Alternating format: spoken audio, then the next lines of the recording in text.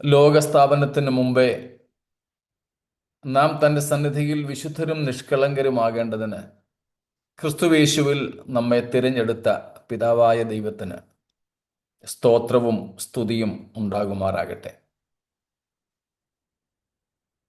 ക്രിസ്തയേശുവിൻ്റെ ധന്യമായ തിരുനാമത്തിൽ നിങ്ങളെ ഏവരെയും, വിശേഷിച്ച കർത്താവിൻ്റെ ദാസന്മാരെയും വന്ദനം ചെയ്യുന്നു. ഒരുമിച്ചുള്ള ഈ സംഗമത്തിലൂടെ തിരുനാമം ഉയരട്ടെ, നമ്മുടെ ആത്മീയ ജീവിതം ശക്തിപ്പെടട്ടെ എന്ന് വീണ്ടും അവിടുത്തോട് അപേക്ഷിക്കുന്നു. നമ്മുടെ ഓട്ടം സ്ഥിരതയോടെ ഓടുവാൻ, പാപത്തോട് പോരാടുന്നതിൽ പ്രാണത്യാഗത്തോളം എതിർത്ത് നിൽക്കുവാൻ കരുത്താർജിക്കേണ്ടതിന് ഈ കൂടിവരവുകളൊക്കെ കാരണമാകട്ടെ എന്ന് ആത്മാർത്ഥമായിട്ട് ആഗ്രഹിക്കുന്നു, കർത്താവിനോട് പ്രാർത്ഥിക്കുന്നു. നമ്മൾ മിനിയാന്ന് പഠിക്കുവാനായിട്ട് തുടങ്ങിയത് ഒരു പ്രത്യേക ഓട്ടപ്രദക്ഷിണമാണ് എബ്രായ ലേഖനത്തിലൂടെ നടത്തുന്നത്. അതിൽ കഴിഞ്ഞതിൻ്റെ അങ്ങേ ദിവസം ക്ലാസ് ആണ് ഉദ്ദേശിച്ചത്. ദിവസം ഇന്നലെ നമുക്ക് ക്ലാസ് ഇല്ലായിരുന്നല്ലോ. കഴിഞ്ഞ ക്ലാസ്സിൻ്റെ അങ്ങേ ക്ലാസ്സിൽ നമ്മൾ എബ്രായ ലേഖനത്തിൽ നിന്ന് നിത്യമായ ഇറ്റേണലായതിനെ കുറിച്ചാണ് നോക്കിയത്.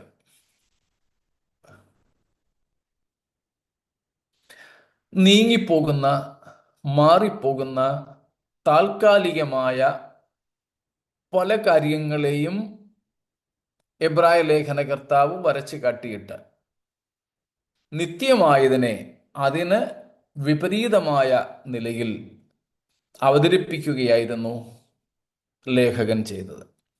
അത് നാം ഒന്ന് ഓടിച്ചു നോക്കി. കഴിഞ്ഞ ക്ലാസ്സിൽ നമ്മൾ നോക്കി തുടങ്ങിയത് ബെറ്റർ തിങ്സ്,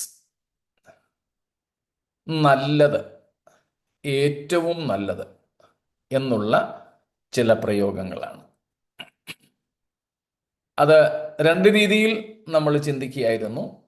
ചിലത് നേരിട്ട് അങ്ങനെ എഴുതിയിട്ടുണ്ട്, മറ്റു ചിലത് ബെറ്റർ അല്ലെങ്കിൽ സുപ്പീരിയർ എന്ന് എഴുതിയിട്ടില്ലെങ്കിലും ആ ആശയം അവിടെ നിലനിൽക്കുന്നു. അങ്ങനെയുള്ളത് രണ്ടും കൂടെ സമന്വയിപ്പിച്ചാണ് നമ്മൾ ചിന്തിച്ചു തുടങ്ങിയത്. അതിൽ ചില കാര്യങ്ങൾ നമ്മൾ കണ്ടു. ഏറ്റവും ഒടുവിൽ എനിക്ക് തോന്നുന്നു നമ്മൾ ചിന്തിച്ചു കൊണ്ടിരുന്നത് യോശുവയോടുള്ള ബന്ധത്തിലായിരുന്നു എന്നല്ലേ. Jesus is better than Joshua in bringing his people to eternal rest.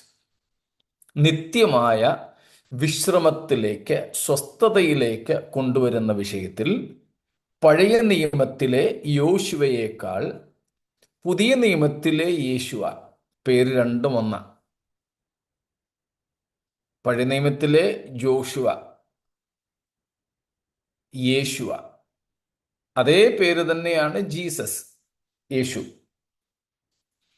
ഉച്ചാരണം അല്ലെങ്കിൽ സ്പെല്ലിങ് നമുക്ക് രണ്ടായിട്ടാണെങ്കിലും മൂല നാമത്തിൽ ഒന്ന് തന്നെയാണ്. അപ്പൊ പഴയ നിയമത്തിലെ യോശുവയേക്കാൾ പുതിയ നിയമത്തിലെ യോശുവയായ ജീസസ്, യേശു ക്രിസ്തു ഉത്തമൻ, ശ്രേഷ്ഠൻ. എങ്ങനെയെന്നാൽ പഴയ നിയമത്തിലെ യോശുവ ഇസ്രായേലിന് സ്വസ്ഥത നൽകുന്നതിൽ പരാജയപ്പെട്ടപ്പോൾ പുതിയ നിയമത്തിലെ യോശുവ നമുക്ക് സ്വസ്ഥത വാഗ്ദത്തം ചെയ്തിരിക്കുന്നു.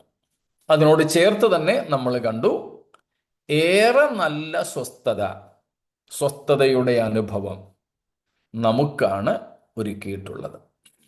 ഇങ്ങനെ നല്ലത് അല്ലെങ്കിൽ ഏറെ നല്ലത് എന്നുള്ള വിഷയങ്ങളാണ് നാം നോക്കിക്കൊണ്ടിരുന്നത്. സ്തോത്രം. അതിലെ ചോദ്യങ്ങളും എന്തെങ്കിലും ഉണ്ടെങ്കിൽ നമ്മൾ ചർച്ച ചെയ്യുന്നതിന് വേണ്ടിയിട്ട് സമയം എടുത്തിരുന്നുവല്ലോ. അതുകൊണ്ട് ഇതുവരെയുള്ള വിഷയങ്ങളിൽ ചോദ്യങ്ങൾ ഉണ്ടാവില്ലായിരിക്കും. എങ്കിലും എന്തെങ്കിലും ഉണ്ടെങ്കിൽ അതിനുള്ളൊരവസരം കൂടെ തരികയാണ് നമ്മൾ പഠിച്ച വിഷയത്തിൽ നിന്ന്.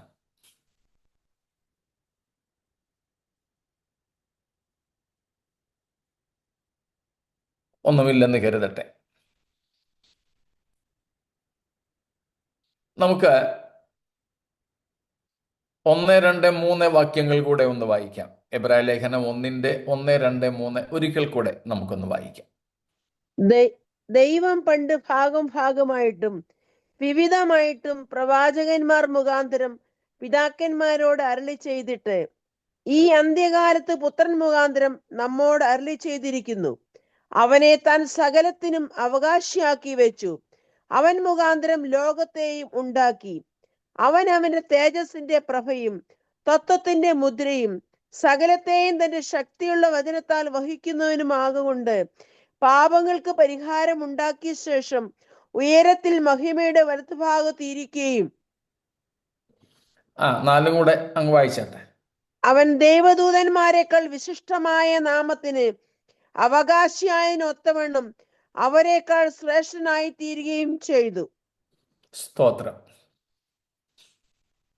അവിടെ ഏറ്റവും ഒടുവിൽ പറഞ്ഞു നിർത്തിയത് ദൂതന്മാരെക്കാൾ യേശു ശ്രേഷ്ഠൻ, better than the angels, superior than or more excellent than the angels എന്നുള്ളതാണ്. അതിനു മുമ്പ് നമുക്ക് അങ്ങനെ ആ പദമില്ലെങ്കിലും ആശയം ഉള്ളതാണ് നാം നോക്കുന്നത്. സ്തോത്രം. We have a better revelation. ആദ്യത്തെ 1, 2, 3 വാക്യങ്ങളിൽ നിന്ന് ആ പദം അവിടെ ഇല്ല, പക്ഷെ ആശയമുള്ളത് നമ്മൾ എടുക്കുകയാണ്.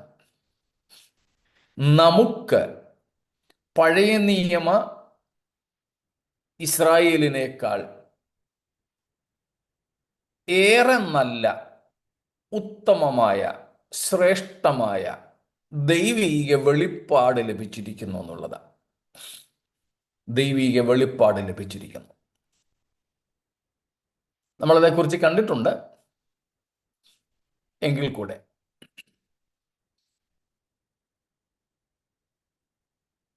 എന്താണ് ആ വെളിപ്പാടിന്റെ പ്രത്യേകത? അതിൽ ഏറ്റവും പ്രധാനപ്പെട്ട പ്രത്യേകത, ആ വെളിപ്പാട് പ്രാപിച്ച ജനത എന്ന നിലയിൽ നമ്മൾ കണ്ടിരുന്നു, പഴയ നിയമ പ്രവാചകന്മാരെക്കാൾ ക്രിസ്തു ശ്രേഷ്ഠൻ, പഴയ നിയമ വെളിപ്പാടിനേക്കാൾ നമുക്ക് ലഭിച്ച ദൈവിക വെളിപ്പാട് ശ്രേഷ്ഠം. അതുകൊണ്ട് തന്നെ പഴയ നിയമ പിതാക്കന്മാരെക്കാൾ അല്ലെങ്കിൽ പഴയ നിയമ വിശുദ്ധന്മാരെക്കാൾ അഥവാ ഇസ്രായേലിനേക്കാൾ പുതിയ നിയമ സഭ നമ്മൾ ശ്രേഷ്ഠന്മാർ.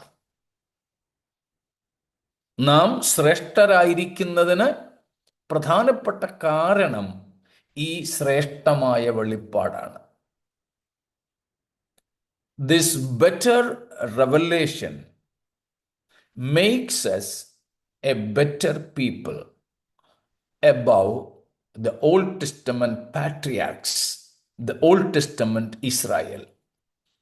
പഴയ നിയമ പിതാക്കന്മാരെക്കാളും ഇസ്രായേലിനേക്കാളും വിശുദ്ധന്മാരെക്കാളും എന്തിനേറെ പഴയ നിയമ പ്രവാചകന്മാരെക്കാൾ പോലും നമ്മെ ശ്രേഷ്ഠരാക്കുന്നത് നമുക്ക് പുത്രൻ മൂലം ലഭിച്ച ശ്രേഷ്ഠകരമായ വെളിപ്പാടാണ്.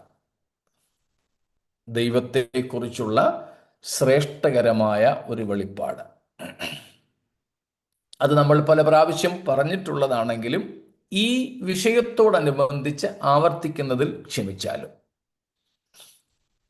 പഴയ നിയമത്തിലെ പിതാക്കന്മാർക്ക്, ഇസ്രായേലിന്, എന്തിനേറെ മോശ തുടങ്ങി സ്നാപകൻ വരെ, സ്നാപക യോഹന്നാൻ വരെയുള്ള എല്ലാവർക്കും ദൈവത്തെക്കുറിച്ച് ലഭിച്ചിരുന്ന വെളിപ്പാട് ഏറെ പരിമിതമായിരുന്നു.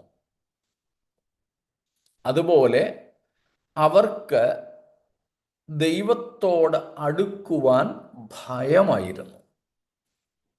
They were afraid of the presence of God. They were afraid to approach God. They always kept a distance. They always kept a distance. They could not come closer to God. They could not come closer to God. ദൈവത്തെക്കുറിച്ച് അവർക്കുണ്ടായിരുന്ന കാഴ്ചപ്പാട് ഭയപ്പെടുത്തുന്നതായിരുന്നു.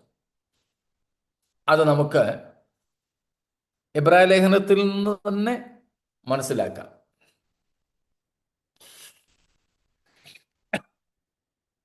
12-ാമത്തെ അധ്യായം നമുക്ക് പരിചയമുള്ളതാണ്.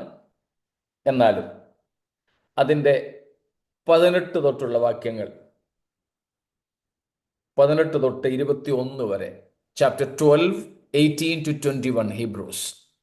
സ്ഥൂലമായതും തീ കത്തുന്നതുമായ പർവ്വതത്തിനും മേഘതമസ്, കൂരിരുട്ട്, കൊടുങ്കാറ്റ്, കാഹളനാദം, വാക്കുകളുടെ ശബ്ദം എന്നിവയ്ക്കും അടുക്കലല്ലോ നിങ്ങൾ വന്നിരിക്കുന്നത്. ആ ശബ്ദം കേട്ടവർ ഇനി ഒരു വചനവും തങ്ങളോട് പറയരുതേ എന്ന് അപേക്ഷിച്ചു. ഒരു മൃഗമെങ്കിലും പർവ്വതം തൊട്ടാൽ അതിനെ കല്ലെറിഞ്ഞ് കൊല്ലണമെന്നുള്ള കൽപ്പന അവർക്ക് സഹിച്ചുകൂടാഞ്ഞു. ഞാൻ അത്യന്തം പേടിച്ച് വിറയ്ക്കുന്നു എന്ന് മോശയും പറയത്തക്കവണ്ണം ആ കാഴ്ച ഭയങ്കരമായിരുന്നു.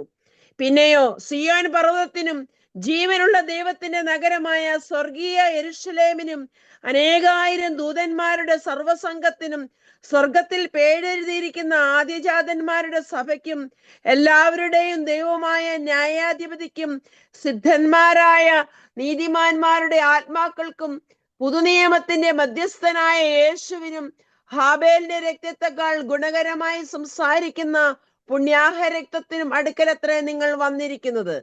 മതി. അവിടെ കണ്ടോ, 18 തൊട്ട് 21 വരെ പറയുന്നത്. 19-ാമത്തെ വാക്യത്തിൽ പറയുന്നു, ആ ശബ്ദം കേട്ടവർ ഇനി ഒരു വചനവും തങ്ങളോട് പറയരുതേ എന്ന് അപേക്ഷിച്ചു. 20-ാം വാക്യത്തിൽ ആ കൽപ്പന അവർക്ക് സഹിച്ചുകൂടാഞ്ഞു. 21-ാം വാക്യത്തിൽ ഞാൻ അത്യന്തം പേടിച്ചു വിറയ്ക്കുന്നു എന്ന് മോശയും പറയത്തക്കവണ്ണം ആ കാഴ്ച ഭയങ്കരമായിരുന്നു. സ്തോത്രം. പുറപ്പാട് പുസ്തകം 19, 20 അധ്യായങ്ങളിലെ കാര്യമാണ് ഇവിടെ പറയുന്നത്. മോശ ദൈവത്തെ ഹോരേബ് പർവ്വതത്തിൽ വെച്ച് ആദ്യം കണ്ടു എന്ന് പറഞ്ഞാൽ ദൈവവുമായിട്ടുള്ള ഒരു എൻകൗണ്ടർ, അഭിമുഖമുണ്ടായി. ദൈവത്തിൻ്റെ മഹത്വമൊന്നും കണ്ടില്ല, മുഖമൊന്നും കണ്ടില്ല, ദൈവ സാന്നിധ്യം. അതിനുശേഷം ഇസ്രായേൽ മക്കളെയും പുറപ്പെടുവിച്ചു കൊണ്ടുവന്നപ്പോൾ അതേ പർവ്വതത്തിൽ കർത്താവ് പറഞ്ഞിരുന്നത് പോലെ ദൈവവുമായിട്ടൊരു കണ്ടുമുട്ടലുണ്ടായി. അതേ സംബന്ധിച്ചാണ് നാം പറയുന്നത്, നാം ഇവിടെ വായിക്കുന്നത്. 20-ാമത്തെ അധ്യായം, പുറപ്പാട് പുസ്തകം 20, എക്സോഡസ് ചാപ്റ്റർ 20, 18 ഫോളോയിങ്, 18 and 19, 18-19 വാക്യങ്ങൾ. ജനമൊക്കെയും ഇടിമുഴക്കവും മിന്നലും കാഹളധ്വനിയും പർവ്വതം പുകയുന്നതും കണ്ടു. ജനം അത് കണ്ടപ്പോൾ വിറച്ചുകൊണ്ട് ദൂരത്തു നിന്നു. അവർ മോശയോട്, നീ ഞങ്ങളോട് സംസാരിക്ക, ഞങ്ങൾ കേട്ടുകൊള്ളാം, ഞങ്ങൾ മരിക്കാതിരിക്കേണ്ടതിന് ദൈവം ഞങ്ങളോട് സംസാരിക്കരുതേ എന്ന് പറഞ്ഞു. മോശ ജനത്തോട് മതി മതി മതി.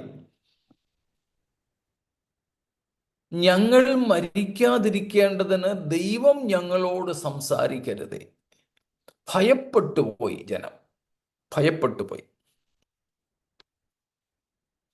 ഏറെ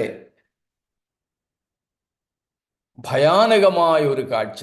ദൈവത്തെക്കുറിച്ച് അതുകൊണ്ട് ഇസ്രായേൽ മക്കൾക്ക്, നമ്മുടെ പിതാക്കന്മാർക്ക്, സ്തോത്രം, പഴയ നിയമ വിശുദ്ധന്മാർക്ക് ഉണ്ടായിരുന്നത് ഈ ഭീതിപ്പെടുത്തുന്ന ഓർമ്മകളാണ്.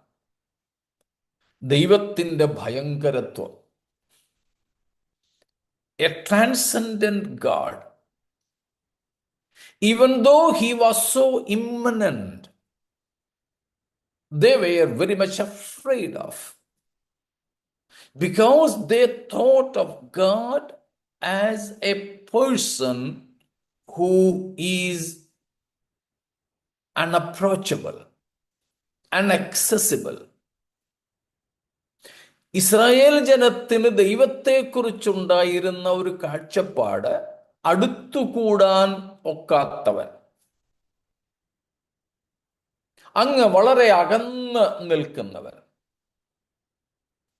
അങ്ങനെ ദൈവത്തെക്കുറിച്ച് വളരെ ഭീതിപ്പെടുത്തുന്ന സ്മരണകളായിരുന്നു ഇസ്രായേൽ ജനത്തിന്, പിതാക്കന്മാർക്ക് ഒക്കെ ഉണ്ടായിരുന്നത്. എന്നാൽ അതിൽ നിന്നും തികച്ചും വ്യത്യസ്തമായി പുതിയ നിയമത്തിൽ യേശു ക്രിസ്തുവിലൂടെ ലഭിച്ച ഒരു വെളിപ്പാട് നമുക്കുണ്ട്. എന്താണെന്ന് പറയാൻ നമുക്ക് കുഴപ്പമില്ലായിരിക്കുമല്ലോ, നമുക്ക് പറയാമല്ലോ.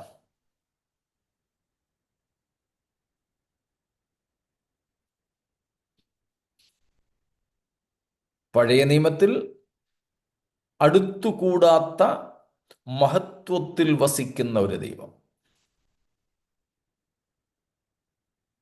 മഹാഭയങ്കരനായവൻ, ഭയപ്പെടുവാൻ യോഗ്യൻ.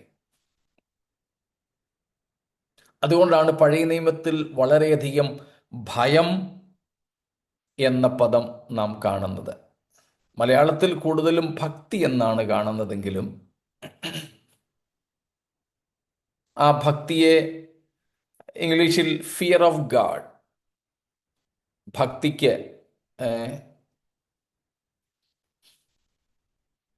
ദൈവഭയം എന്നാണല്ലോ പറയുന്നത്. എന്നാൽ പുതിയ നിയമത്തിലോ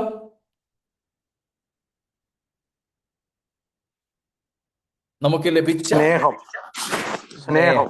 സ്നേഹം, ആ സ്നേഹം എന്നൊരു വിഷയം പഴയ നിയമത്തിലെ ഭയത്തിനു പകരം പുതിയ നിയമത്തിൽ സ്നേഹം എന്നൊരു കാര്യം വന്നപ്പോൾ അവിടെ ഉണ്ടായിരിക്കുന്ന ബന്ധം ഏത് ബന്ധമാ ദൈവവുമായിട്ട്? Father and son, father and children, പിതൃപുത്ര ബന്ധമാണ്. സ്തോത്രം. അപ്പൊ നമ്മൾ പല ആവർത്തിച്ച് പറഞ്ഞിട്ടുള്ളൊരു കാര്യമാണ്. അതുകൊണ്ടാണ് ഞാൻ ആദ്യമേ തന്നെ ആവർത്തനത്തിന് ക്ഷമ ചോദിച്ചത്.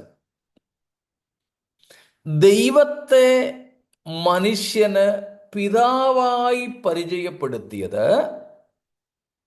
പഴയ നിയമത്തിൽ ആശയം ഉണ്ടെങ്കിലും വളരെ തുറന്ന് ആ പരിചയപ്പെടുത്തൽ നടത്തിയത് നമ്മുടെ കർത്താവായ യേശുവ. സ്തോത്രം.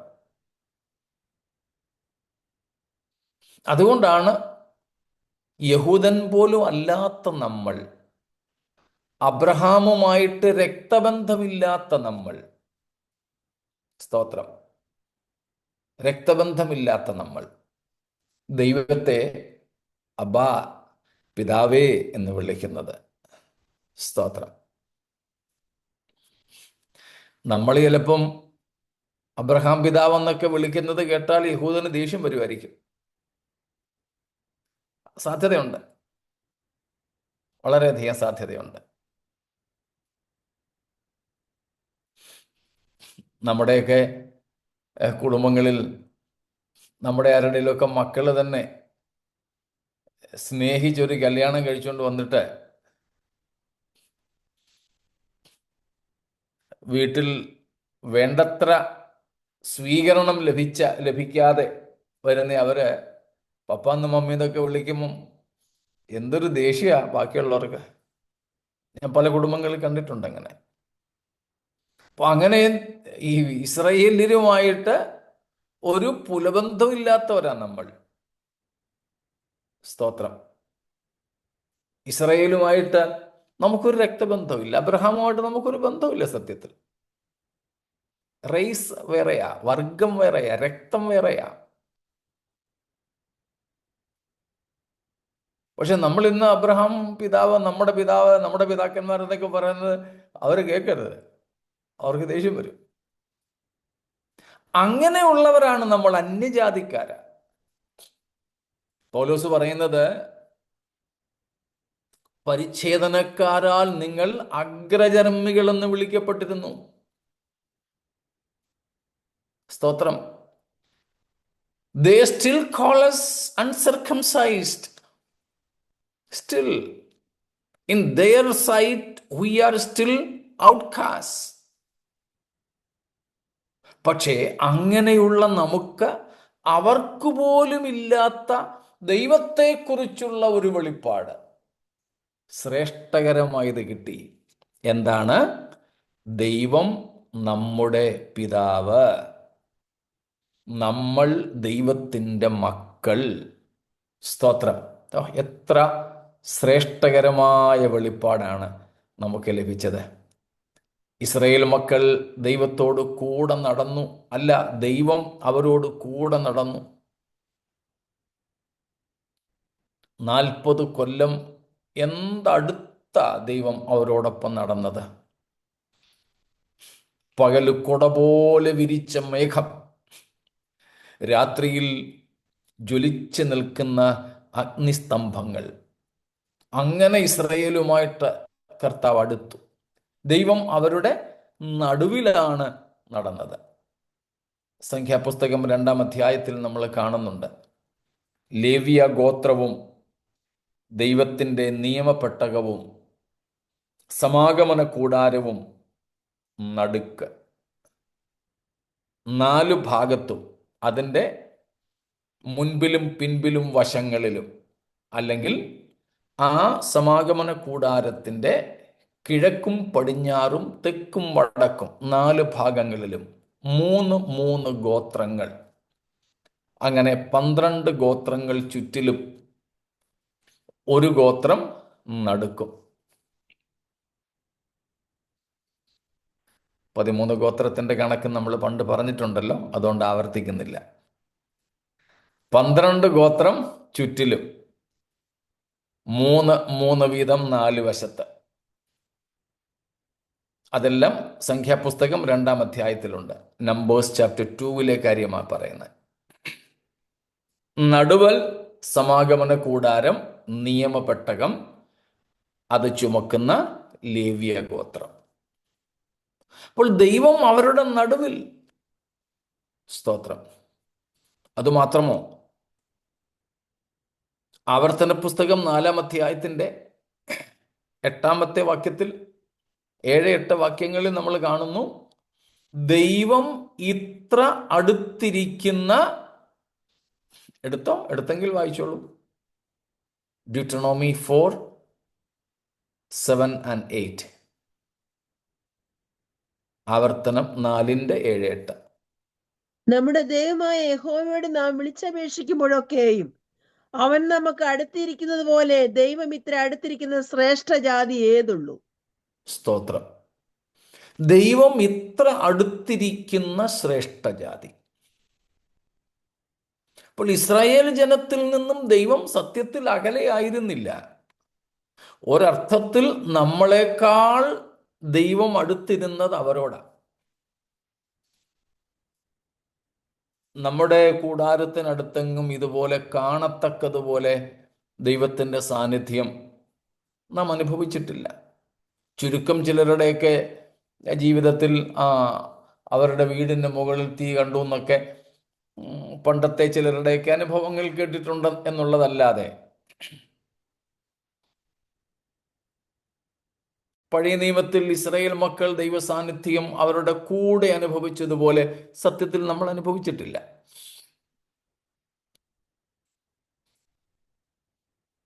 അപ്പം അത്രയ്ക്ക് ദൈവം അവരോട് അടുത്തിരുന്നെങ്കിൽ കൂടെ അവർക്ക് ദൈവ സാന്നിധ്യത്തെ ഭയമായിരുന്നു. അതിന് കാരണങ്ങളും ഉണ്ടല്ലോ. ഇപ്പം നമ്മൾ വായിച്ച ഭാഗം തന്നെ ഏതാ? പുറപ്പാട് പുസ്തകത്തിലേത്? ദൈവശബ്ദമൊക്കെ കൂടെ കേട്ടപ്പോഴത്തേക്കിനും അവർ പേടിച്ചുപോയി.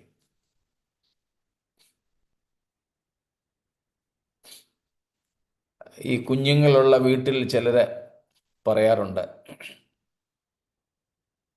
പ്രത്യേകിച്ച്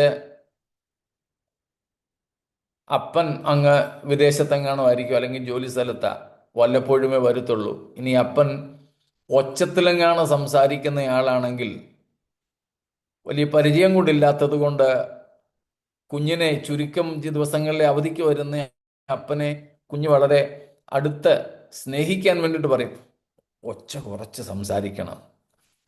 ചിലരുണ്ടെങ്കിൽ ഒച്ചത്തിൽ സംസാരിക്കുന്നവരാ, ഈ അമുട്ട് പൊട്ടിക്കുന്ന പോലെ സംസാരിക്കുന്ന ചിലർ. അപ്പോൾ പറയും, പതിയെ സംസാരിക്കൂ, കൊച്ചുവൻ അടുക്കത്തില്ല നിങ്ങളോട്. അപ്പൊ ശബ്ദം തന്നെ മനുഷ്യരെ ഭയപ്പെടുത്തും. ദൈവം ഹോരേബിലേക്ക് ഇറങ്ങി വന്നപ്പോൾ അവിടെ ഉണ്ടായ സംഭവ വികാസങ്ങളൊക്കെയാ നമ്മള് പുറപ്പാട് 19-20 അധ്യായങ്ങളിലും പിന്നെ എബ്രായ ലേഖനം 12-18 തൊട്ടുള്ള വാക്യങ്ങളൊക്കെ കണ്ടത്. ഇവയൊക്കെ കൂടെ കണ്ട് തന്നെ ജനം പേടിച്ചു. ഇങ്ങനെ മരുഭൂമി യാത്രാ മധ്യത്തിൽ പല കാര്യങ്ങൾ അവർ കണ്ട് ഭയന്നുപോയി.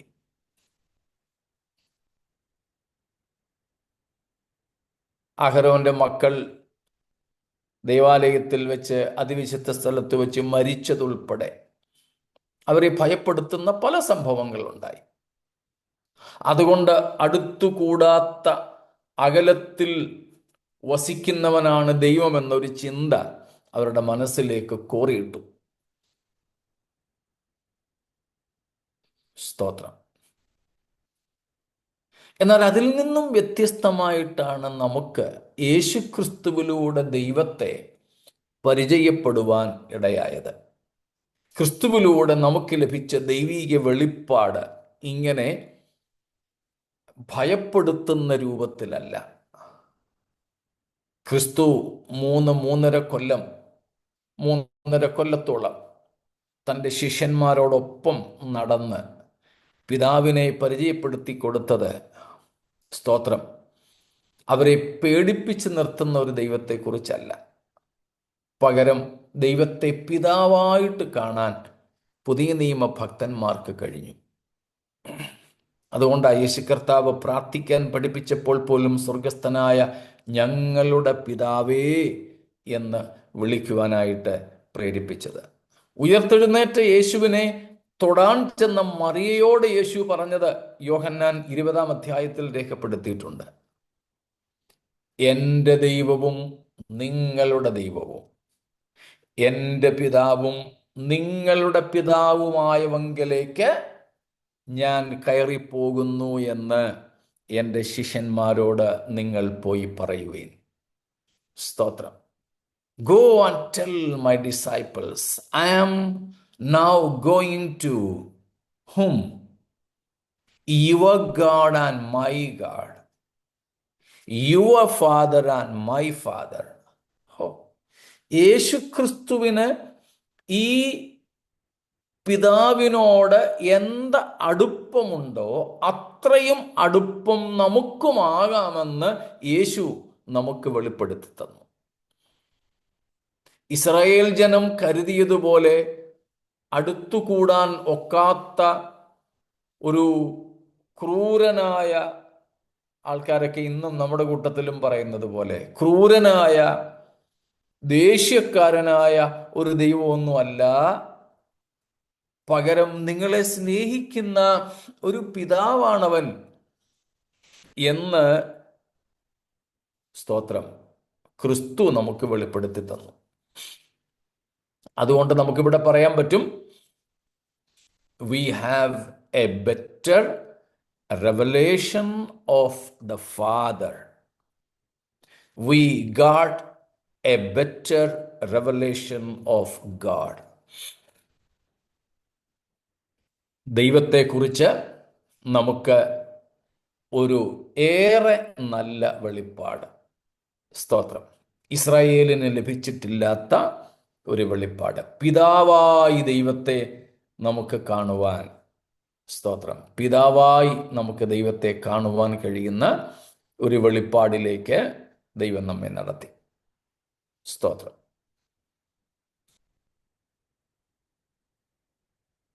യഹൂദന്മാർ യേശുവിനെ ദ്വേഷിക്കുന്നതിനുമുള്ള ഒരു പ്രധാന കാരണം അതായിരുന്നല്ലോ. ദൈവത്തെ പിതാവ് എന്ന് വിളിച്ചു. ഇവൻ എങ്ങനെ പറ്റും ദൈവത്തിൻ്റെ പുത്രനാകാനോ എന്ന നിലയിലാണല്ലോ അവർ യേശുവിനെ ദ്വേഷിച്ചത്. സ്തോത്രം. അപ്പോൾ യേശു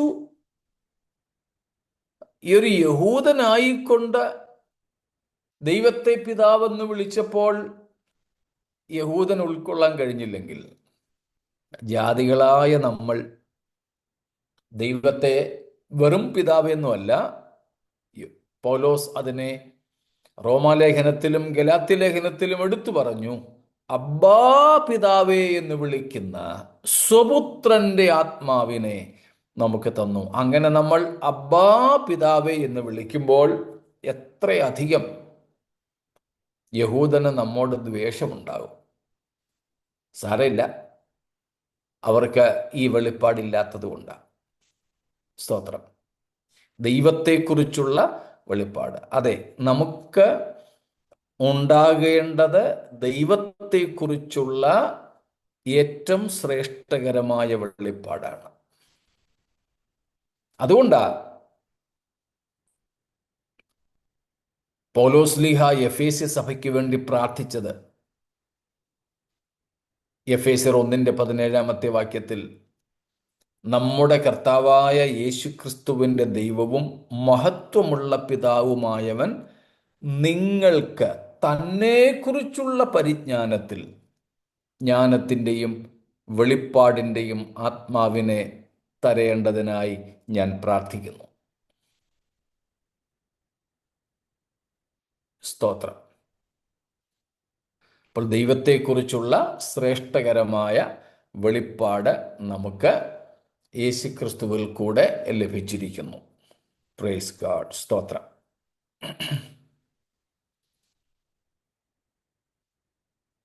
ഇത്രയും കാര്യങ്ങളിൽ എന്തെങ്കിലും ചോദ്യങ്ങളുണ്ടോ?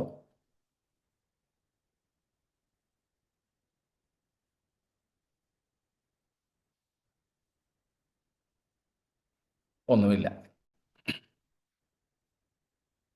എങ്കിൽ നമുക്ക് അടുത്ത ഭാഗത്തേക്ക് പോകാം. സ്തോത്രം. ഈ നല്ലത് അല്ലെങ്കിൽ ശ്രേഷ്ഠം അല്ലെങ്കിൽ ഏറ്റവും നല്ലത് എന്ന നിലയിലാണ് നമ്മൾ വീണ്ടും നോക്കിപ്പോകുന്നത്. സ്തോത്രം.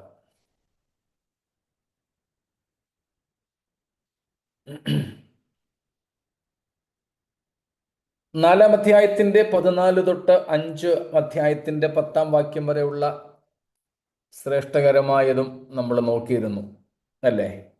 സ്തോത്രം. A better priest or A better high priest. സ്തോത്രം. അല്ലെങ്കിൽ എ ബെറ്റർ പ്രീസ്റ്റ്ഹുഡ്, നാം അതും കാണുകയുണ്ടായല്ലോ. സ്തോത്രം. അതുകൊണ്ട് അതിവിടെ ആവർത്തിക്കുന്നില്ല. നമ്മൾ ചിന്തിച്ചായിരുന്നല്ലോ അന്ന്. അതെ, ഓക്കെ. അപ്പോൾ യേശുക്രിസ്തുവിൽ നമുക്ക് ഒരു നിത്യ പൗരോഹിത്യമുണ്ട് എന്നുള്ളതും കണ്ടു. അതുകൊണ്ട് തന്നെ നമുക്ക് ഏറെ നല്ല ഒരു മഹാപുരോഹിതനെയും യേശുക്രിസ്തുവിൽ ലഭിച്ചിട്ടുണ്ട്. ആ ഏറെ നല്ല മഹാപുരോഹിതൻ എന്ന് പറയുമ്പോൾ യേശു ഏറെ നല്ല ബെറ്റർ ഹൈ പ്രീസ്റ്റ് ആകുന്നതിന് പല കാരണങ്ങളുണ്ട്. അതിൽ രണ്ട് കാരണങ്ങൾ നമ്മൾ കണ്ടിരുന്നു അല്ലേ? ശരിയല്ലേ? Yes. ഒന്ന്, Death. മരണത്താൽ മാറിപ്പോകാത്ത ഒരു മഹാപുരോഹിതൻ. അതുകൊണ്ട് തന്നെ second one, By Lord. Yes, കുറിപ്പിട്ട് ചീട്ടിട്ട് അടുത്തയാളിനെ തപ്പേണ്ട ആവശ്യവും വരുന്നില്ല. His Jesus high priesthood is eternal and also therefore better, because death did not have or does not have any authority over Jesus. He is not to die, therefore he cannot be changed, and also therefore no question of casting lot for another high priest. മരണത്താൽ മാറിപ്പോകാത്ത, ചീട്ടിട്ട് മറ്റൊരുത്തനെ തിരഞ്ഞെടുക്കുവാൻ ആവശ്യമില്ലാത്ത തരം നിത്യനായ പുരോഹിതനാണ് യേശു. മറ്റ് ഒരു യോഗ്യത പറയുന്നത്, why Christ is better priest, or why Christ priesthood is better priesthood? Because, സ്തോത്രം, verse number 4:14 ഒന്ന് വായിച്ചോ, 4:14. ആകയാൽ ദൈവപുത്രനായ യേശു ആകാശത്തിൽ കൂടി കടന്നുപോയ ഒരു ശ്രേഷ്ഠ പുരോഹിതനായി നമുക്കുള്ളത് കൊണ്ട് നാം നമ്മുടെ സ്വീകാര്യം മുറുകെ പിടിച്ചുകൊള്ളുക. കണ്ടോ, ശ്രേഷ്ഠ മഹാപുരോഹിതൻ, എ ബെറ്റർ ഹൈ പ്രീസ്റ്റ്. ഇംഗ്ലീഷിൽ ബെറ്റർ എന്നാണ് കൊടുത്തേക്കുന്നത് അവിടെ, ഗ്രേറ്റ്. ഗ്രേറ്റർ. എല്ലാ വേർഷനിലും അങ്ങനെ തന്നെയാണോ? ഗ്രേറ്റർ. സ്തോത്രം. A greater high priest, A better, A supreme, A superior high priest. സ്തോത്രം. എന്താ ആ സുപ്പീരിയർ അല്ലെങ്കിൽ ആ ഗ്രേറ്റർ ഹൈ പ്രീസ്റ്റിന്റെ ഗ്രേറ്റ്നെസ്? ആ ബെറ്റർ ഹൈ പ്രീസ്റ്റിന്റെ ആ ബെറ്റർനെസ് എന്തുവാ? ഈ ശ്രേഷ്ഠ മഹാപുരോഹിതന്റെ ശ്രേഷ്ഠത എന്തുകൊണ്ടാണ് അവൻ ശ്രേഷ്ഠനായിരിക്കുന്നത്? Verse number 15. നമുക്കുള്ള മഹാപുരോഹിതൻ നമ്മുടെ ബലഹീനതകളിൽ സഹതാപം കാണിപ്പാൻ കഴിയാത്തവനല്ല. ഒന്ന്, നമ്മുടെ മഹാപുരോഹിതൻ നമ്മുടെ ബലഹീനതകളിൽ സഹതാപം കാണിപ്പാൻ കഴിയാത്തവനല്ല എന്ന് വെച്ചാൽ അവൻ നമ്മുടെ ബലഹീനതകളിൽ നമ്മെ സഹായിപ്പാൻ കഴിയുന്ന മഹാപുരോഹിതനാണ്. യേശുക്രിസ്തുവിന്റെ മഹാപൗരോഹിത്യത്തിന്റെ ശ്രേഷ്ഠതയ്ക്ക് കാരണം രണ്ടെണ്ണം നമ്മൾ മിനിയാന്തി ചിന്തിച്ചു. മരണത്താൽ മായാത്തവനാണ്, ചീട്ടിട്ട് തുറുപ്പിട്ട് തിരഞ്ഞെടുക്കുവാൻ മറ്റൊരാളിൻ്റെ ആവശ്യമില്ലാത്തവനുമാണ്. മൂന്നാമതായി നാം ഇവിടെ കാണുന്നു, നമ്മുടെ ആവശ്യങ്ങളിൽ സഹായിപ്പാൻ കഴിയാത്തവനല്ല. നമ്മുടെ ബലഹീനതകളിൽ, നമ്മുടെ സാഹചര്യങ്ങളിൽ, whatever it be, whatever temptations we go through, whatever issues we may face, however severe the problem be, എത്ര കഠിനതരമായ പ്രശ്നങ്ങളുമാകട്ടെ, അതിന് ശാരീരികമാണോ, മാനസികമാണോ, ആത്മീയമാണോ, സ്തോത്രം, അവയിലെല്ലാം നമ്മെ സഹായിപ്പാൻ കഴിയുന്ന ഒരു മഹാപുരോഹിതനാണ് നമുക്കുള്ളത്. 2-ാമത്തെ അധ്യായത്തിലും ആ കാര്യം നമ്മോട് പറഞ്ഞിരിക്കുന്നു. സ്തോത്രം. അവസാനത്തെ 2 വാക്യങ്ങൾ 2-ാം അധ്യായത്തിന്റെ ചാപ്റ്റർ 2 ലാസ്റ്റ് 2 വേഴ്സസ് 17 and 18. 2-ാം അധ്യായത്തിന്റെ 17-18 വാക്യങ്ങൾ.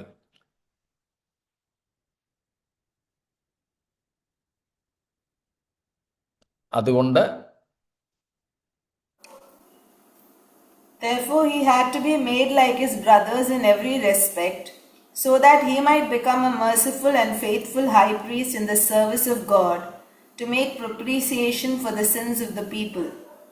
For because he himself has suffered when tempted, he is able to help those who are being tempted.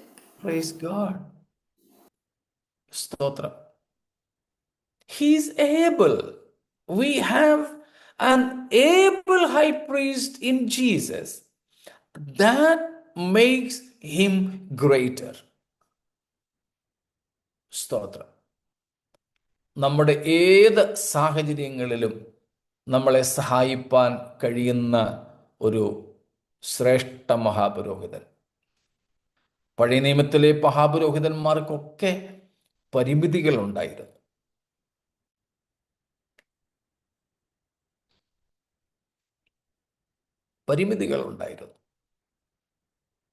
അവർ ജീവിച്ചിരിക്കുമ്പോൾ പോലും പരിമിതികൾ അവർക്കുണ്ടായിരുന്നു. എന്നാൽ യേശുക്രിസ്തു മാറ്റമില്ലാത്തവനാണ്, മരണത്താൽ മായാത്തവനാണ്, മറയാത്തവനാണ്. സ്തോത്രം. ഏത് സമയത്തും നമ്മളെ സഹായിപ്പാൻ, ഏത് വിഷയത്തിലും നമ്മളെ സഹായിപ്പാൻ കഴിയുന്നവനും ആണ്. He is able to help us out in every temptation and test. സ്തോത്രം. He suffered and he was tempted. സ്തോത്രം. കഷ്ടം അനുഭവിച്ചവൻ. വേദനയാണോ? യേശുവിനറിയാം. നിന്ദയാണോ? നമ്മളെക്കാൾ നന്നായിട്ട് യേശുവിനറിയാം. സ്തോത്രം. ഒറ്റപ്പെടുത്തലാണോ? നമ്മളെക്കാൾ നന്നായിട്ട് യേശു അത് അനുഭവിച്ചതാ. അതുകൊണ്ട് കർത്താവ് പറയും, മോനെ എനിക്കറിയാം, നമ്മൾ അങ്ങോട്ടൊന്നും പറയേണ്ട ആവശ്യം പോലും ഇല്ല. ആ വേദനയുടെ തീവ്രത, സ്തോത്രം, കർത്താവിനറിയാം. അതുകൊണ്ട് തന്നെ നമ്മളെ സഹായിപ്പാൻ കഴിയുന്നവൻ മതിയായവൻ. സ്തോത്രം. മറ്റൊരു ഗ്രേറ്റ്നെസ്, തൻ്റെ മഹാപൗരോഹിത്യത്തിൻ്റെ മറ്റൊരു ശ്രേഷ്ഠതയാണ് നാം അടുത്തത് കാണുന്നത്. 15 ബാക്കി ഭാഗം വായിച്ചാട്ട്. 4:15 ബാക്കി ഭാഗം.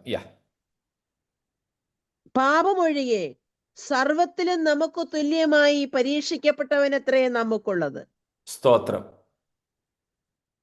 എന്ന് വെച്ചാൽ പാപം ഒഴികെ, ആ വാക്യങ്ങളിലേക്ക് നമ്മൾ പിന്നീട് വ്യാഖ്യാനത്തിൽ വരുന്നുണ്ടെങ്കിലും ഇപ്പോഴത്തേക്ക് മാത്രമുള്ളത് പറഞ്ഞു വിടുന്നു.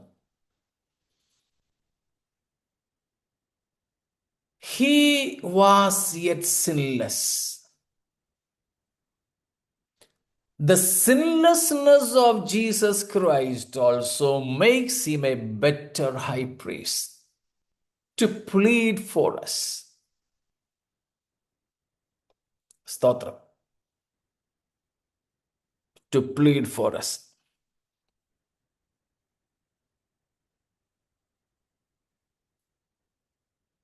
ഈ മനുഷ്യരുടെ ഇടയിൽ നിന്നും തിരഞ്ഞെടുക്കപ്പെടുന്ന അഹരോന്യ മഹാപുരോഹിതന്മാർക്കൊക്കെ ആദ്യം തങ്ങളുടെ പാപത്തിനു വേണ്ടി പ്രായശ്ചിത്തം കഴിക്കണമായിരുന്നു. എല്ലാ വിഷയങ്ങളിലും എല്ലാവർക്കും വേണ്ടി എല്ലായ്പ്പോഴുമൊന്നും അപേക്ഷിപ്പാൻ മാനുഷിക മഹാപുരോഹിതന്മാർക്ക് പ്രാഗൽഭ്യം ഉണ്ടാകത്തില്ലായിരുന്നു. സ്തോത്രം. എന്നാൽ സ്തോത്രം, അതിൻ്റെ 5:3 നോക്കിക്കോളൂ. 5:3, 5:3.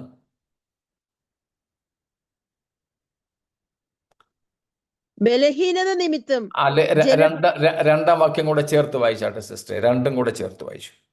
താനും ബലഹീനത പൂണ്ടവനാകയാൽ അറിവില്ലാത്തവരോടും വഴിതെറ്റിപ്പോകുന്നവരോടും സഹതാപം കാണിപ്പാൻ കഴിയുന്നവനും ബലഹീനത നിമിത്തം ജനത്തിനു വേണ്ടി എന്ന പോലെ തനിക്ക് വേണ്ടിയും പാപയാഗം അർപ്പിക്കേണ്ടവനാകുന്നു. ഉണ്ടോ? ആകുന്നു. മനുഷ്യരുടെ ഇടയിൽ നിന്നും എടുക്കുന്ന മഹാപുരോഹിതന്മാരെ കുറിച്ചാണ് ഈ പറഞ്ഞിരിക്കുന്നത്. താനും ബലഹീനത പൂണ്ടവനാകയാൽ അറിവില്ലാത്തവരോടും വഴിതെറ്റിപ്പോകുന്നവരോടും സഹതാപം കാണിപ്പാൻ കഴിയുന്നവനും ബലഹീനത നിമിത്തം ജനത്തിനു വേണ്ടി എന്ന പോലെ തനിക്ക് വേണ്ടി തന്നെയും പാപയാഗം അർപ്പിക്കേണ്ടിയവനുമാകുന്നു. എന്നാൽ യേശുക്രിസ്തുവിനോ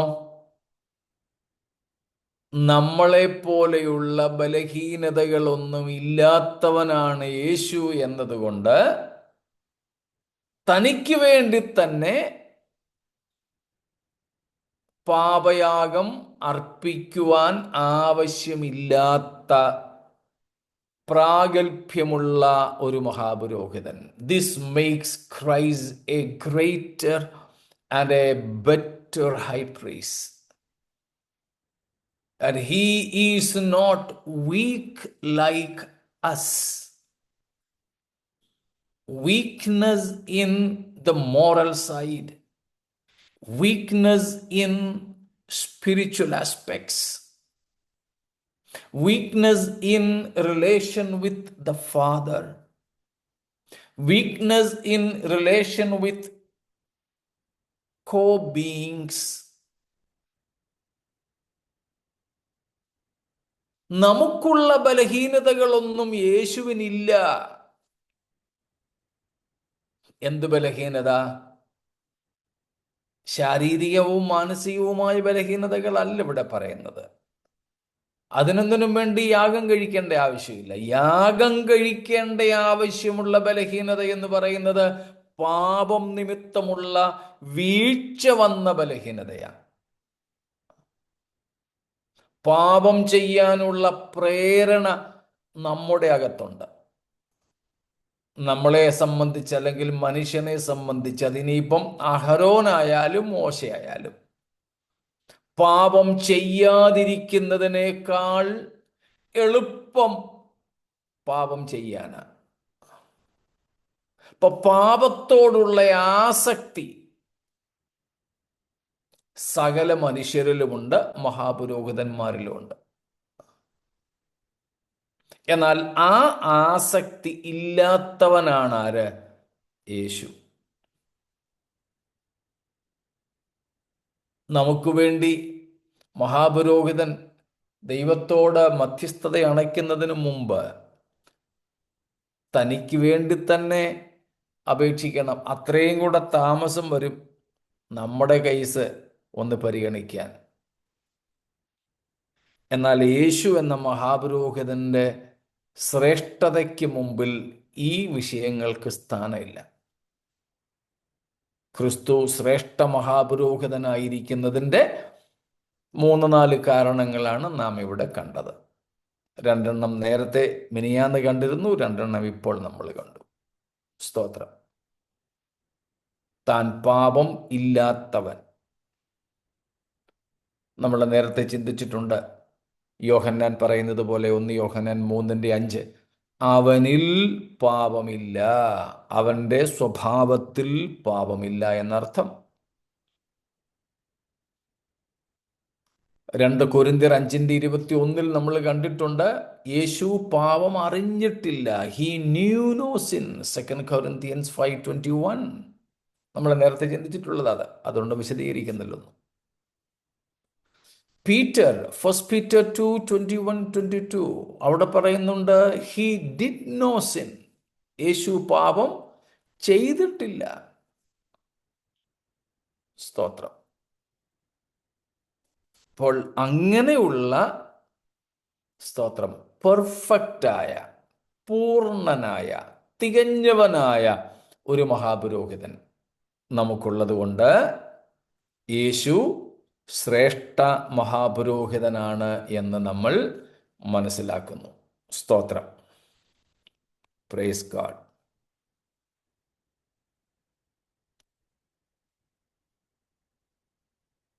എന്തെങ്കിലും ചോദ്യങ്ങളുണ്ടോ ഇതുവരെ ഉള്ളതിൽ?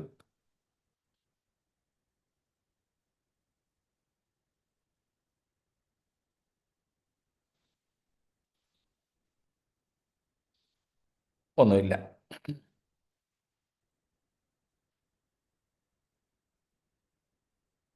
നമ്മൾ ഇതുവരെ പറഞ്ഞ കാര്യങ്ങളെ സ്ഥിരീകരിക്കുന്ന മറ്റൊരു പ്രസ്താവന കൂടെ അതിൻ്റെ 5-ാം അധ്യായത്തിൻ്റെ 8ഉം 9ഉം വാക്യങ്ങളിലുണ്ട്. 8, 9 വാക്യങ്ങൾ. 5 verses 8 and 9 ഓൾസോ. പുത്രൻ എങ്കിലും താൻ അനുഭവിച്ച കഷ്ടങ്ങളാൽ അനുസരണം പഠിച്ച് തികഞ്ഞവനായി തന്നെ അനുസരിക്കുന്ന ഏവർക്കും നിത്യരക്ഷയുടെ കാരണഭൂതനായി തീർന്നു. യേശുക്രിസ്തുവിൻ്റെ ശ്രേഷ്ഠ മഹാപൗരോഹിത്യത്തിനുള്ള മറ്റൊരു കാരണമാണ് ഇവിടെ നമ്മൾ ഇപ്പൊ ചിന്തിച്ചതിനോട് ചേർത്ത് ഉള്ളത് തന്നെയാണ്. അതൊന്നുകൂടെ സ്ഥിരീകരിക്കാൻ ഉതകുന്ന വാക്യമെന്നേ ഉള്ളൂ. ക്രിസ്തു തന്നെ നമുക്ക് തുല്യനായിട്ട് പരീക്ഷിക്കപ്പെട്ടു എന്ന് പറയുന്നതിൻ്റെ വിശദീകരണമാണ് കഷ്ടം അനുഭവിച്ചു, തികഞ്ഞവനായി, അനുസരണം പഠിച്ചു. സ്തോത്രം.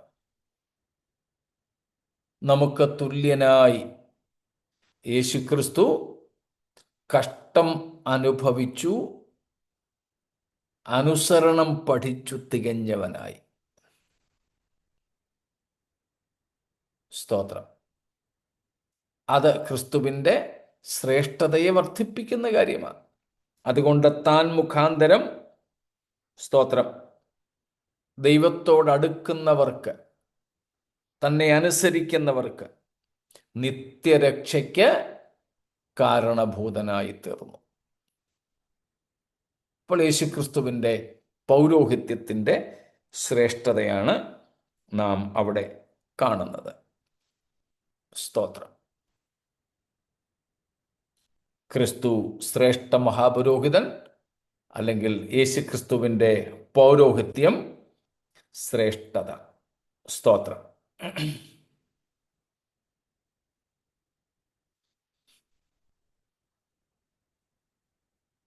അത്രയും കാര്യങ്ങളാണ് നാം അവിടെ കാണുന്നത്. സ്തോത്രം.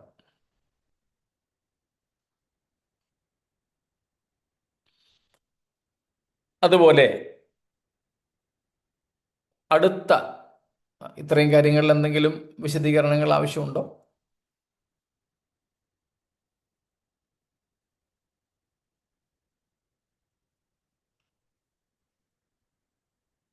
ശരി, ഒന്നുമില്ലെങ്കിൽ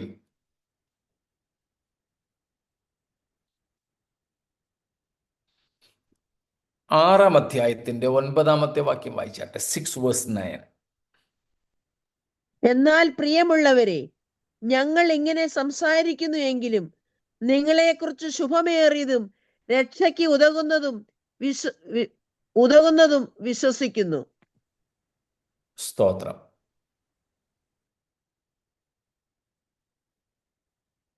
നാം അവിടെ കാണുന്ന വസ്തുതയാണ് 9-ാമത്തെ വാക്യത്തിൽ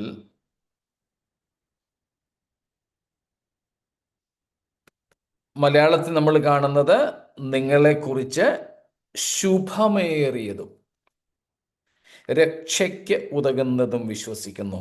ഇംഗ്ലീഷിലോ?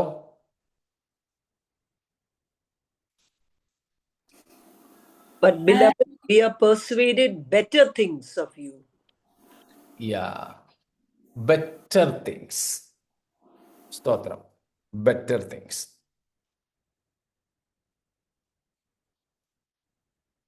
മലയാളത്തിൽ ശുഭമേറിയതെന്ന്, ഏറെ നല്ലതെന്നർത്ഥം. അവിടെ ദൈവം നമുക്ക് തരുന്നത് എന്ന അർത്ഥത്തിലല്ല. എഴുത്തുകാരൻ അല്ലെങ്കിൽ ഈ ലേഖനം മാനുഷികമായി എഴുതിയതാരോ അദ്ദേഹവും ഒറ്റയ്ക്കല്ല, അദ്ദേഹത്തിൻ്റെ ഒരു ടീമുണ്ട്, ഒരു ടീം വർക്ക്, ഒരു സംഘമുണ്ട്. കർത്താവിൻ്റെ ദാസന്മാരോ ശുശ്രൂഷകന്മാരോ ഇല്ലെങ്കിൽ ഈ എബ്രായരോട് സുവിശേഷം പറഞ്ഞവരോ ഈ സഭയിൽ നേരത്തെ ശുശ്രൂഷിച്ചവരോ ഒക്കെ ആകാം, ഒരു സംഘം. അതുകൊണ്ടാണ് പറയുന്നത് ഞങ്ങൾ എന്ന്. ഇപ്പോൾ ഒരാൾ മാത്രമല്ല, ചിലപ്പോൾ അവർ ഒരുമിച്ച് കൂടിയായിരിക്കും ഈ കത്ത് എഴുതിയത്. പല ലേഖനങ്ങളിലും പൗലോസും പറഞ്ഞിട്ടുണ്ടല്ലോ, ഞാനും ഇന്നയാളും, സോസ്തനേസ്, സിൽവാനോസ്, തിമോത്തിയോസ്, ഇവരുടെയൊക്കെ പേരുകൾ അദ്ദേഹം എഴുതിയിട്ടുണ്ട്. അതുപോലെ ഒന്നിലധികം പേര് ചേർന്ന് എഴുതിയ ഒരു കത്താകാം ഇത്. അങ്ങനെയാണ് പറയുന്നത്, അവർ ഈ എബ്രായ വിശ്വാസികളെ കുറിച്ച് ചിന്തിക്കുന്ന കാര്യമാണ്. സ്തോത്രം. ഞങ്ങൾ, അതായത് 5-ാം അധ്യായം 11-ാം വാക്യം തൊട്ട് 6-ാം അധ്യായം 8-ാമത്തെ വാക്യം വരെ അവരുടെ, ഈ എബ്രായ വിശ്വാസികളുടെ ഒരു പോരായ്മയെക്കുറിച്ചാണ് പറഞ്ഞത്. അവരുടെ തെറ്റിനെയാണ് ചൂണ്ടിക്കാണിച്ചത്. എന്നിട്ട് പറയുക, ഞങ്ങൾ ഇങ്ങനെ നിങ്ങളെ അല്പം അവലോകനാത്മകമായിട്ട് വിമർശിച്ചെങ്കിലും നിങ്ങളെക്കുറിച്ച് ഞങ്ങൾ ഏറെ നല്ല കാര്യങ്ങളാണ് വിശ്വസിക്കുന്നത് കേട്ടോ. ഞങ്ങൾ ഇങ്ങനെയൊക്കെ നിങ്ങളോടങ്ങ് ഉപദേശിച്ചു പറഞ്ഞതാ. അത് നിങ്ങൾ നശിക്കണമെന്നോ ഇല്ലാതാകണമെന്നോ ഒന്നും ആഗ്രഹിച്ചിട്ടല്ല. നിങ്ങളെക്കുറിച്ച് ശുഭമേറിയ കാര്യങ്ങളാണ്, ഏറെ നല്ല കാര്യങ്ങളാണ് ഞങ്ങൾ വിശ്വസിക്കുന്നത്. അതും എങ്ങനെയുള്ളത്? രക്ഷയ്ക്ക് ഉതകുന്നത്. വിശ്വാസ ജീവിതത്തിൽ ഒരല്പം പോരായ്മ സംഭവിച്ചു. വളരേണ്ടതുപോലെ വളർന്നില്ല, പഠിക്കേണ്ടതുപോലെ പഠിച്ചില്ല, അറിയേണ്ടതുപോലെ അറിയേണ്ട സമയത്ത് അറിഞ്ഞില്ല. ഒക്കെ ശരിയാ. എന്നാലും നിങ്ങളെക്കുറിച്ച് ഞങ്ങൾക്ക് എന്തുണ്ട്? ഒരു പ്രതീക്ഷയുണ്ട്. We have an expectation for you. Even though you failed in growing, in knowing, okay, what you were ought to know, you do not know. What you were ought to learn, you did not learn. What you ought to become, you have not yet. But still, though we analyzed your spiritual life, it may not be a criticism, rather it can be an analysis. R Stanley brother മിക്കപ്പോഴും പറയുന്നത്, I am not a critic but I am an analytic. ഞാൻ നിങ്ങളെ വിമർശിക്കുകയല്ല, പക്ഷെ ഒരു അവലോകനം നടത്തുകയാണ്, analysis നടത്തുകയാണ്. Just a diagnosis. It is not to destroy. It is not with a negative intention. It is not to look you down or put you down, but it is to build you up. We have a better hope for you, a greater expectation for you. ദൈവത്തിന് പൊതുവെ നമ്മളെക്കുറിച്ചുള്ളൊരു കാര്യമാണ് കേട്ടോ. നമ്മുടെ ജീവിതത്തിലെ പോരായ്മകൾ കർത്താവ് ചൂണ്ടിക്കാണിക്കും. ചിലപ്പോൾ നിസ്സാര കാര്യങ്ങൾ പോലും. പക്ഷേ അത് നമ്മളെ വിമർശിക്കാനോ നമ്മളെ തരം താഴ്ത്താനോ നമ്മളെ പരിഹസിക്കാനോ ഒന്നുമല്ല, നമ്മളെ പണിതെടുക്കാനാണ്. ദൈവത്തിന് നമ്മെക്കുറിച്ച് വളരെ പ്രതീക്ഷകളാണുള്ളത്. സ്തോത്രം. ഞാൻ നിങ്ങളോട് പറഞ്ഞതുപോലെ ഞങ്ങളുടെ ചർച്ച് ഇപ്പോൾ വല്ലാത്ത ഒരു പ്രതിസന്ധിയിലൂടെയാണ് കടന്നു പോകുന്നത്. വളരെ കുറച്ചു വരെ ഉള്ളൂ. ഉള്ളവരിൽ ഏതാണ്ടൊക്കെ എല്ലാ കുടുംബങ്ങളിലും എന്തെങ്കിലുമൊക്കെ രോഗങ്ങളും കഷ്ടങ്ങളും ഉണ്ട്. ഞങ്ങൾ നമ്മുടെ പ്രാർത്ഥനയ്ക്ക് തൊട്ടു മുമ്പ് 23-ാം സങ്കീർത്തനം 4-ാം വാക്യം എടുത്ത് ഒന്ന് പ്രാർത്ഥിച്ചു. അപ്പോൾ മരണത്തിൻ്റെ കൂരിരുൾ താഴ്വരയിലൂടെ ദൈവം ഒരുപക്ഷെ നമ്മെ കടത്തിക്കൊണ്ടു പോകും, എന്നാലും കൈവിടില്ല, കൂടെ ഇരിക്കും. മാത്രമല്ല വടിയും കോലും കൊണ്ട് നമ്മെ അനുസരണം പഠിപ്പിക്കും. അതിലൂടെയും കർത്താവ് നമ്മെ ആശ്വസിപ്പിക്കും. സ്തോത്രം. അതെ, നമ്മുടെ കർത്താവ് നമ്മോട് കൂടെ ഇരുന്ന് വടിയും കോലും കൊണ്ട് ഡിസിപ്ലിൻ ചെയ്ത് നമ്മെ അടിച്ച് ശിക്ഷിച്ച് ശിക്ഷണം തന്ന് നമ്മെ ആശ്വാസത്തോടും ജയത്തോടും കൂടെ നടത്തുന്നവനാണ്.